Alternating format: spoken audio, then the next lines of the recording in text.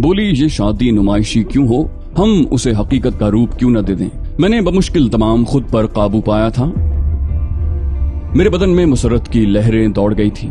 शायद लंदन की मुसीबतों के दिन भी खत्म हो गए थे। बड़ी तूफानी जिंदगी गुजारी थी। ये चंद माह हजारों साल की मानिंद महसूस हो रहे थे। मुसाफिर साकित व जामद हो गए। आवाजें रुक गईं। फिर पायलट कैबिन से ऐलान हुआ, अटेंशन प्लीज, तैयारा हाईजैक हो गया है।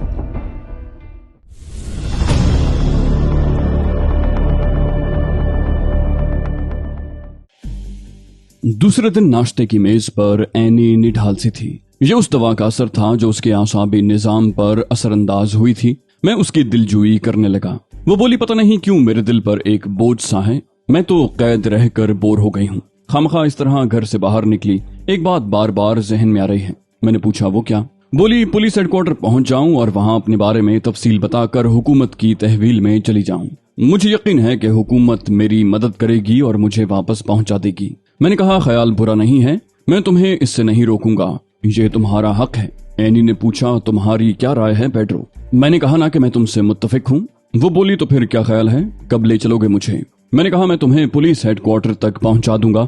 जाहिर है उसके बाद मामला तुम्हें खुद ही तय करने होंगे। वो बोली, क्यों, तुम मेरे साथ नहीं होगे? मैंने फीकी सी मुस्कुराहट के साथ कहा, मैं? उसने चौंक कर पूछा, क्या बात है पेड्रो, तुम उदास क्यों हो गए? मैंने कहा, मैं इस अंदाज में तुम्हारा साथ किस तरह दे सकता हूँ एनी? यहाँ मेरी आमद के जराए कानूनी नहीं है और फिर पुलिस सिर्फ तुम्हारी मदद करेगी, मेरी नहीं। जाहिर है मैं खुद को पुलिस की तहवील में देना पसंद नहीं करूंगा। वो बोली, मैं तुम्हारी वकालत करूंगी पेड्रो। मैं उन्हें बताऊंगी कि किस तरह तुमने मेरी मदद की और तुम्हारी वजह से। मैंने कहा, सॉरी एनी, मेरे लिए ये मुमकिन नहीं है। मैं सिर्फ इतना कर सकता हूँ कि तुम्हें तुम्हारी पसंद की जगह पहुंचा दूं। उसके बाद मैंने अपना जुमला अधूरा छोड़ दिया। वो बोली, गोया तुम मेरे साथ नहीं होगे। मैंने पुरजोर लहजे में कहा, नहीं एनी। बोली, तो फिर तुम तकल्लुफ से काम क्यों ले रहे हो? अगर तुम्हें ये तजवीज पसंद नहीं है तो मना कर दो। मैं तुम्हारी किसी बात से इन्हिराफ कब कर रही हूँ? ये कहते हुए वो अपनी जगह से उठकर मेरे पास आ गई। मैंने कहा, नहीं एनी डियर, मुझे तुम्हारी परेशानी का एहसास है।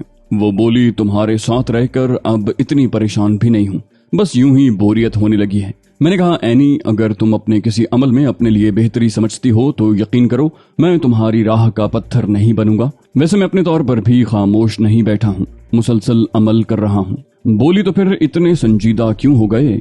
मैंने तो एक तजवीज पेश की थी।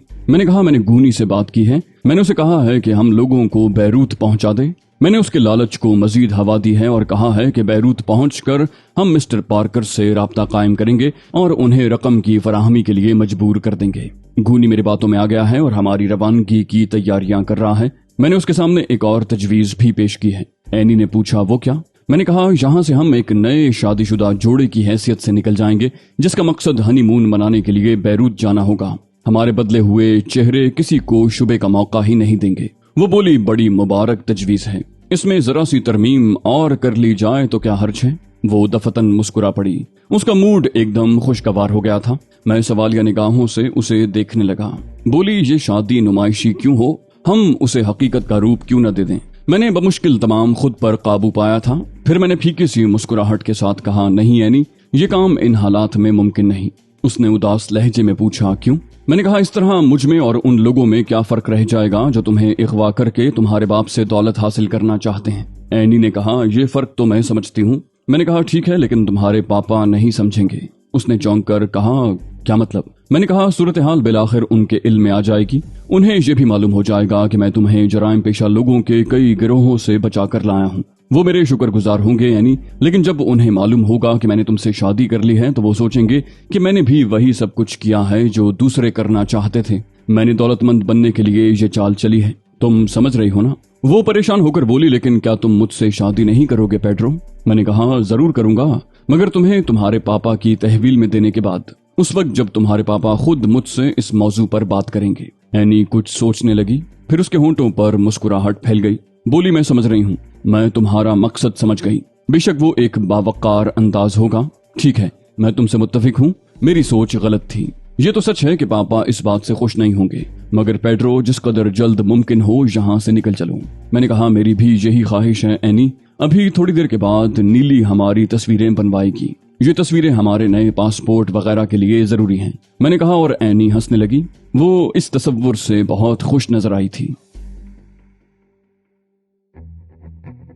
ऑलिव हार्वर्ड अपने तमाम जराए इस्तेमाल कर रहा था, यहाँ तक कि मजबूर होकर उसने अखबारात में मेरी तस्वीरें भी दे दी और मेरी गिरफ्तारी पर एक भारी रकम इनाम में देने का ऐलान भी कर दिया। लेकिन ये इश्तिहार उसने अपनी तरफ से नहीं दिया था, बल्कि उसमें एक सेहूनी आवारा मुलव्विस था।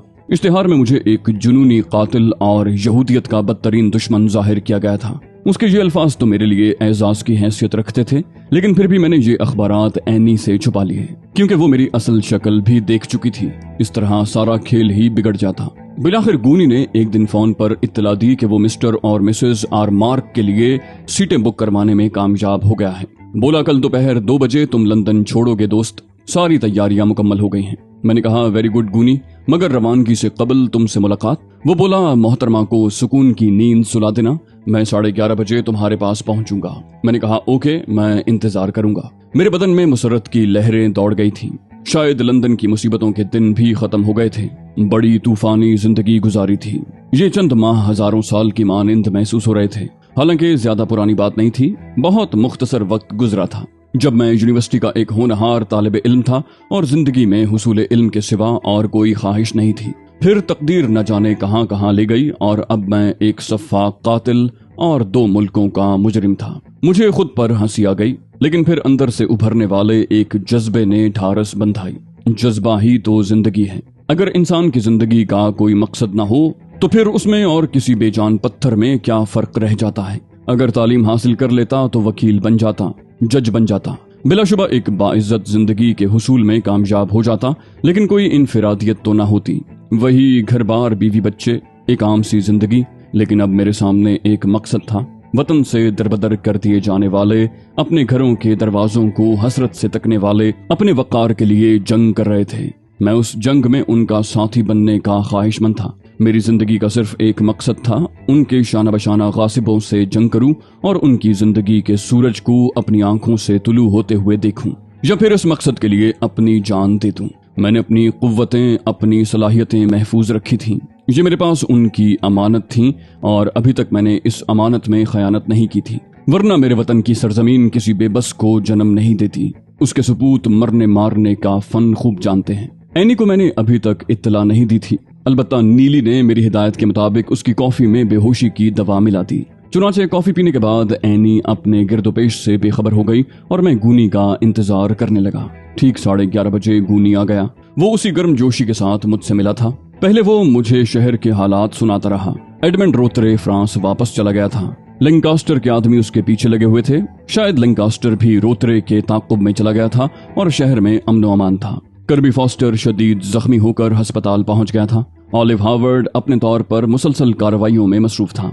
ये तमाम रिपोर्टें देने के बाद गूनी ने अपना ब्रीफकेस खोला और उसमें से पासपोर्ट निकाल कर मेरे सामने डाल दिए। ये तुम्हारा और एनी पार्कर का पासपोर्ट है। मिसेज आरमार्क का नाम जूलिया आरमार्क है। तुम दोनों की शादी 15 दिन कबल सेंट जोसेफ के गिरजाघर में हुई है। ये उसके तमाम कागजात मौजूद हैं। बैरूत में तुम्हारा क़याम हिल्टन होटल में होगा। हिल्टन का रूम नंबर 24 तुम्हारे नाम बुक करवा दिया गया है। लेकिन बेहतर ये होगा अली के हिल्टन में मुकीम होने के बाद तुम फौरी तौर पर अपनी रिहाइश गाह तब्दील कर लो। मैं उन तमाम हालात को सामने रखना चाहता हूँ जो तुम्हारी रवानगी के बाद पेश आ सकते हैं। मिस्टर पार्कर को इशारात भेज दिए गए थे और वो मैड्रिड में उस गुफ्तगू के लिए 27 तारीख को पहुंच जाएंगे। मैं वहां बजाते खुद उनसे ये कारोबारी गुफ्तगू करूंगा। इस दौरान हमारी मुलाकात नहीं होगी, लेकिन जोसेफ, पीटर और माइकल आर्थर नामी 2 अफराद जिनका क़याम रेनबो स्क्वायर के फ्लैट नंबर 12 में है, मुसलसल तुम्हारे साथ रहेंगे। बल्कि शायद एयरपोर्ट पर भी वही तुम्हें रिसीव करें। उन लोगों से तुम अपनी हर जरूरत बयान कर सकते हो। वो बैरूत के मकामी बाशिंदे हैं। उनका ताल्लुक लंदन ही से है, लेकिन तवील अरसे से वो बैरूत में क़याम पजीर हैं। मैंने उन्हें तुम्हारे बारे में मुकम्मल हिदायत दे दी हैं। बैरूत में तुम हर तरह से महफूज रह सकोगे, क्योंकि उनके हाथ बहुत लंबे हैं और सरकारी तौर पर भी वो अपना एक मकाम रखते हैं। सब कुछ मैंने इसलिए किया है कि तुम्हें वहां कोई तकलीफ ना हो। ये तुम्हारे हवाई टिकट हैं। तैयारा ठीक 2:10 पर रवाना हो जाएगा। फॉरेन एक्सचेंज का बंदोबस्त कर लिया है, लेकिन बैरूत में तुम्हें वहां की करेंसी जिस कदर चाहोगे मिल जाएगी। ऐशो इशरत से गुजर करना, लेकिन किसी को ये शुबा ना होने पाए कि तुम वो नहीं हो जो नजर आते हो। इसके अलावा अगर कोई और बात हो तो मुझे बताओ अली। मैंने कहा, नहीं, मेरा ख्याल है मजीद कुछ नहीं रह जाता। वो बोला, मिस्टर पार्कर से गुफ्तगू के बाद जो सूरत हाल भी हुई, मैं तुम्हें उसकी फौरी तौर पर इत्तला दूंगा।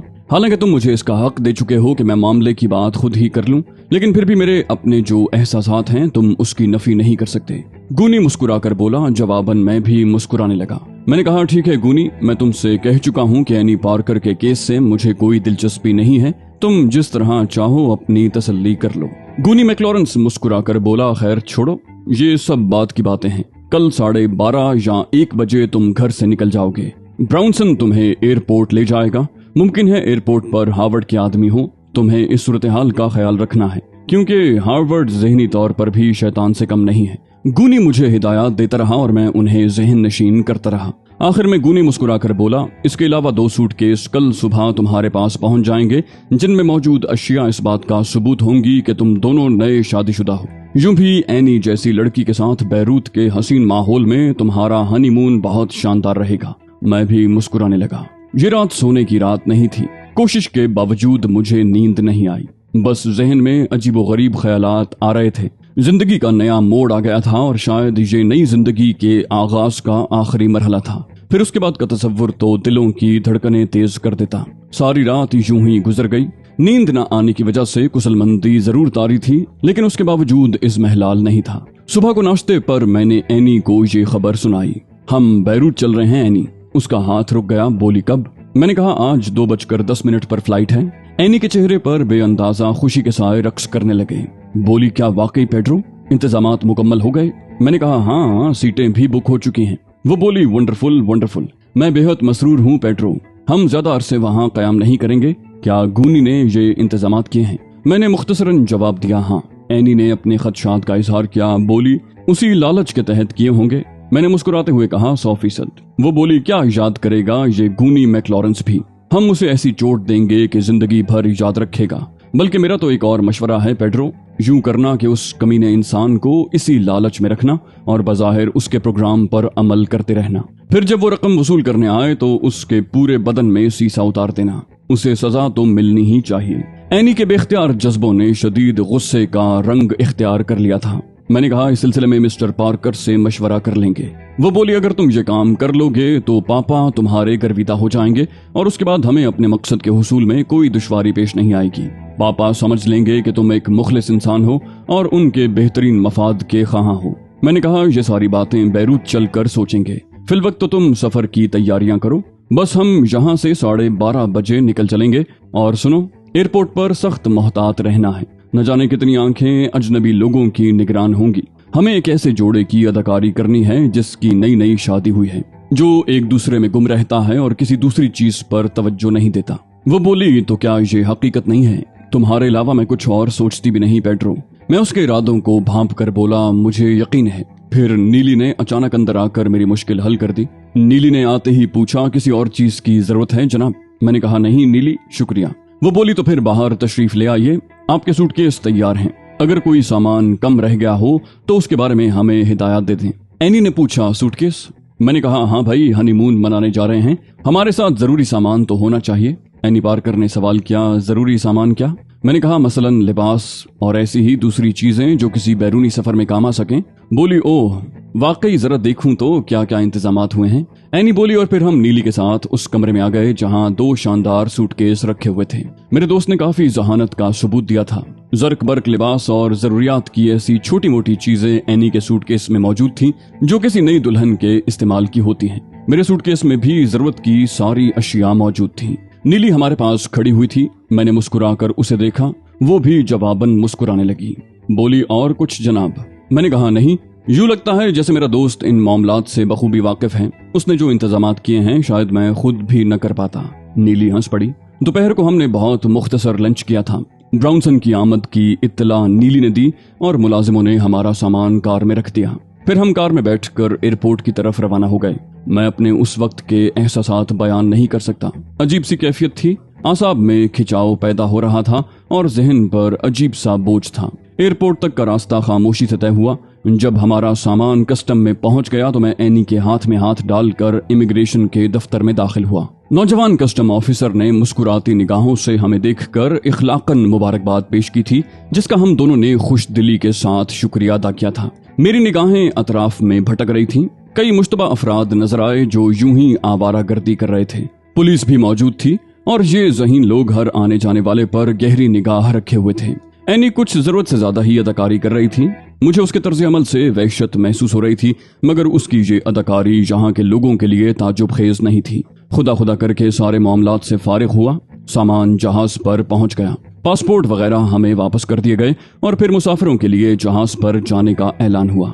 बस यूं लग रहा था कि जैसे किसी तरफ से कोई जीप दौड़ती हुई आएगी और हमारे गिर्द घेरा डाल दिया जाएगा, लेकिन ऐसी कोई बात न हुई। जहाज की सीढ़ियों के नजदीक खड़ी हुई एयर होस्टेस ने हमारा खैर मकदम किया और फिर हम सीढ़ियां चढ़ने लगे। दूसरे दरवाजे पर मौजूद एयर होस्टेस ने हमें हमारी सीटें दिखा दी और फिर हम जहाज पर बैठ गए। एनी तो बिल्कुल ठीक ठाक ही थी, लेकिन मैं अपनी उस वक्त की कैफियत को बयान नहीं कर सकता।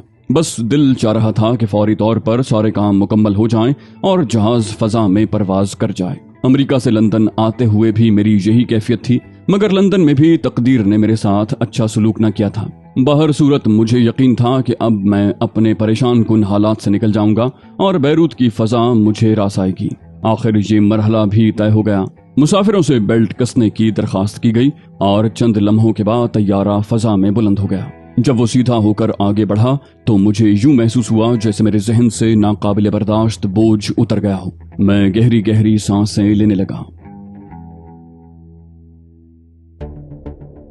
गूनी मैक्लॉरेंस ने मेरी पुरखुलूस मदद की थी। खास तौर से मेरी शख्सियत से वाकिफ होने के बावजूद भी उसने मेरी जो मदद की थी उससे मैं बहुत मुतासिर था। दिल ही दिल में मैंने फैसला कर लिया था कि बैरूत में रहकर कुछ दिन और सब्र करूंगा, उस वक्त तक जब तक मैक्लॉरेंस एनी को अपनी तहवील में न ले ले और उसके बाप से सौदेबाजी मुकम्मल न कर ले। मुझे एनी से कोई हमदर्दी नहीं थी। मैं किसी यहूदी लड़की के साथ इससे बेहतर सलूक नहीं कर सकता था कि उसे हलाक न करूं। ये बहुत बड़ा एहसान था एनी पर, वरना शहनाज मेरी निगाह में थी। उसकी खलिश आज भी मेरे दिल में मौजूद थी। एनी को भी उसी तरह कत्ल करके मुझे काफी सुकून मिल सकता था। हर चंद के मैं शहनाज के कातिलों को कैफर किरदार तक पहुंचा चुका था, लेकिन दिल की आग में अभी कमी कहाँ हुई थी। ये आग तो मेरे पूरे वजूद में फैली हुई थी। उस आग को सर्द करने के लिए तो अभी न जाने कितने खून की जरूरत थी। तैयारे के खामोश माहौल में कई बार मैं मुसाफिरों को देख चुका था। वैसे मेरी उन निगाहों का कोई मकसद नहीं था। शुरू में मैंने उन मुसाफिरों का गहरा जायजा लिया था, इस शुबे के तहत कि कहीं उनमें कोई हार्वर्ड का आदमी न हो या कोई ऐसी शख्सियत जो मेरे लिए खतरनाक साबित हो, मगर ये सिर्फ मेरे दिल का चोर था। गूनी मैक्लॉरेंस ने अपने इख्तियारात का बेहतरीन इस्तेमाल किया था, वरना पासपोर्ट और दूसरे कागजात का हुसूल इतना आसान नहीं हो सकता था। और फिर बाकी काम भी उसने तसल्ली बख्श तौर पर अंजाम दिए थे। कहीं कोई कमी महसूस नहीं हुई थी। हर चीज इत्मीनान बख्श नजर आ रही थी। फिर अचानक तैयारे में कुछ हलचल सी पैदा हो गई। कुछ गैर मामूली आवाजें उभरी। फिर एक निस्वानी चीख सुनाई दी और एक एयर होस्टेस बेख्तियार दौड़ती हुई पायलट कैबिन की तरफ बढ़ी। उसी वक्त सीटों के दरमियान से एक सफेद पिंडली बरामद हुई और एयर होस्टेस के पैरों में उलझ गई।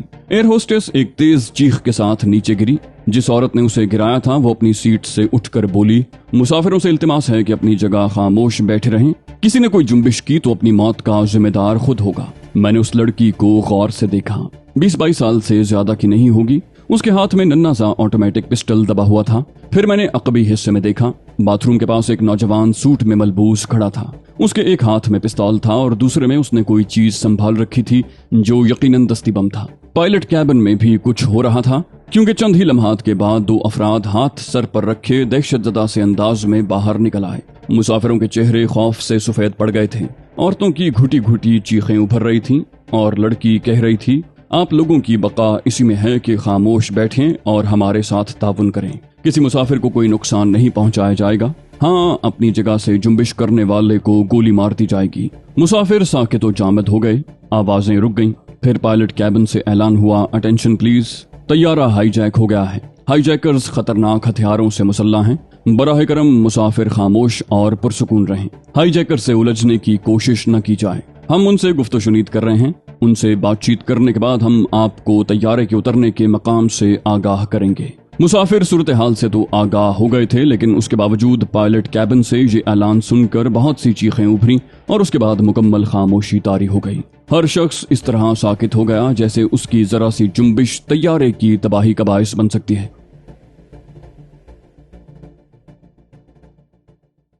तो दोस्तों, ये थी हमारी आज की एपिसोड। उम्मीद करते हैं आपको हमारी कहानी पसंद आई होगी। जाने से पहले इस वीडियो को लाइक कीजिए और शेयर करना मत भूलिए। कमेंट करके हमें बताइए कि आपको हमारी वीडियो कैसी लगी। اور اگر ابھی تک آپ نے اس چینل کو سبسکرائب نہیں کیا تو اسے سبسکرائب کیجئے اور بیل آئیکن دبا کر آل نوٹیفیکیشنز آن کر لیجئے